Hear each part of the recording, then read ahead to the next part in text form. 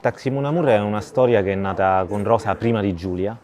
non la riuscivamo a fare e quindi poi abbiamo fatto Giulia, quindi questa è rimasta un po' nel cassetto. Ci è venuta in mente questa idea guardando per caso due donne straniere apparentemente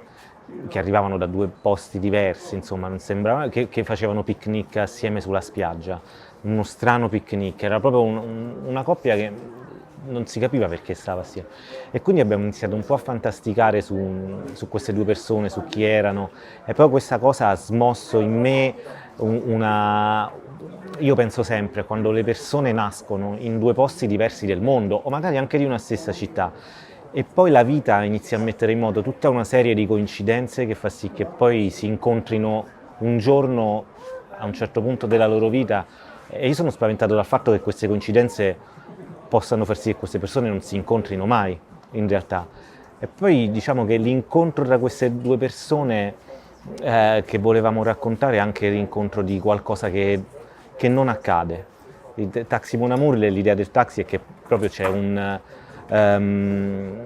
qualcosa che avviene per un momento, un qualcosa che ti porta da un posto a un altro per un momento e poi arrivederci, cioè ognuno va per la propria strada, magari è un momento intenso quello che si vive assieme, un momento banale, però lascia comunque qualcosa, anche se non accade niente se poi ognuno prosegue per fatti suoi.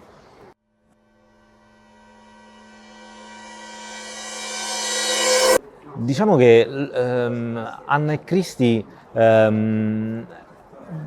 apparentemente si trovano in una situazione più comoda, cioè perché Cristi dalla guerra viene in Italia in una situazione protetta,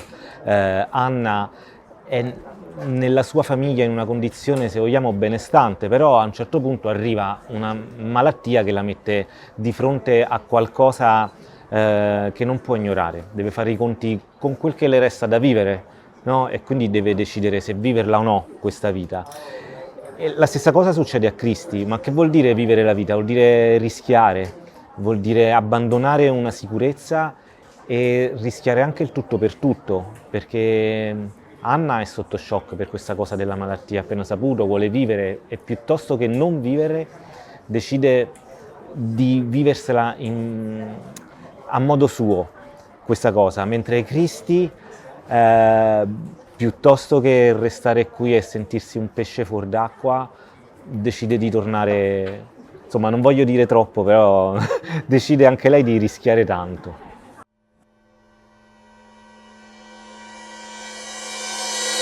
Taxi Mon Amour è un film sicuramente produttivamente più ricco, però io ho cercato sempre di far finta che fosse povero, perché credo che il cinema abbia bisogno della necessità. Non esiste il coraggio, secondo me esiste la necessità, e per me un autore ha il dovere di raccontare il mondo attraverso il proprio sguardo. Non mi piace raccontare le cose in maniera canonica, didascalica, fatte troppo bene. Per me il cinema deve fare in modo che lo spettatore non stacchi gli occhi dallo schermo. Tante volte ci sono delle cose che mi sembra che sono fatte più per essere ascoltate che per essere viste, così possiamo usare il telefono. Invece io ho cercato di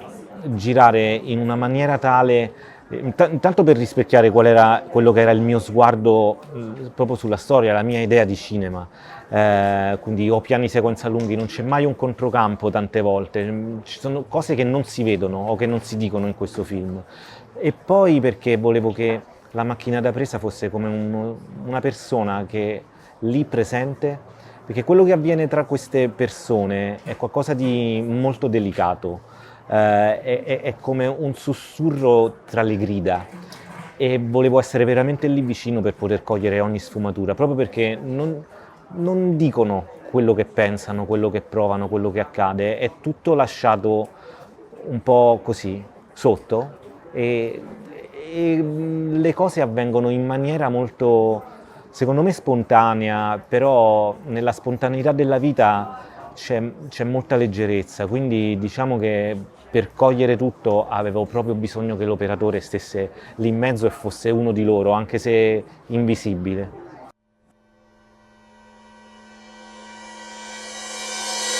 Mi piace molto lavorare con gli attori, e poi Rosa e Eva sono due interpreti veramente, secondo me, eccezionali. Sono fortunato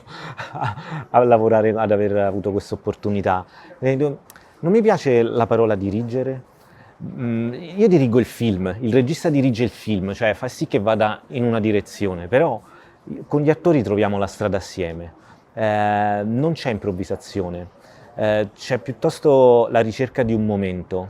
di un momento unico, di un momento vero, magari imperfetto,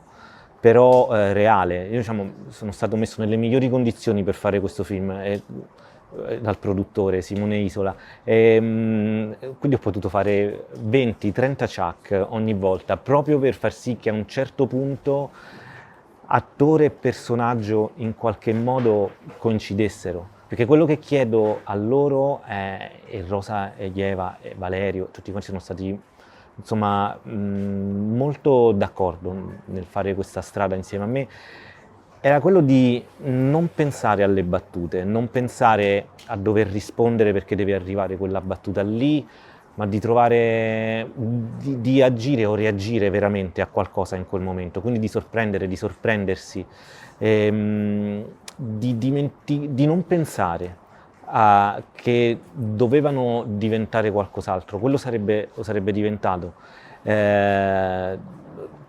si pensa sempre che c'è o improvvisazione o gli attori fanno se stessi, non è così, è un lavoro di ricerca continua che poi porta a un certo punto, tra 20 chuck che non vanno bene, a trovarne uno in cui assisto io per primo a qualcosa che sta realmente avvenendo in quel momento, e loro hanno la pazienza di seguirmi però.